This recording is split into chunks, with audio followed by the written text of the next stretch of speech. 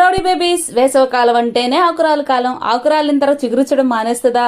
అలాగే చిగురిచ్చేటప్పుడే ఈ చింతాకు చిగురిచ్చింది. మా అమ్మ మామూలుగానే వదలదు చింతాకు చూస్తే. అలాంటప్పుడు చిగురు ఎగిరిచ్చగానే కోసేసింది. అదేంటో అండి, మన విలేజ్లో ఒక మినీ బ్యాగ్ ఉంటుంది, అదేదో కాదండి అమ్మోళ్ళు పైడ్చింగే.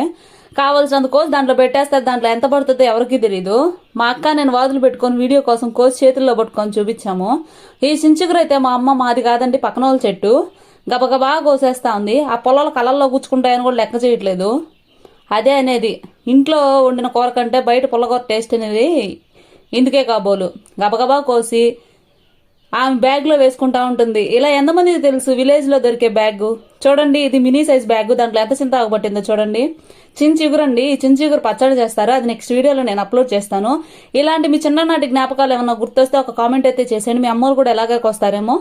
కామెంట్ చేసి, లైక్ చేసి, షేర్ చేసి, సబ్స్క్రైబ్ చేయడం మాత్రం మర్చిపోవద్దే.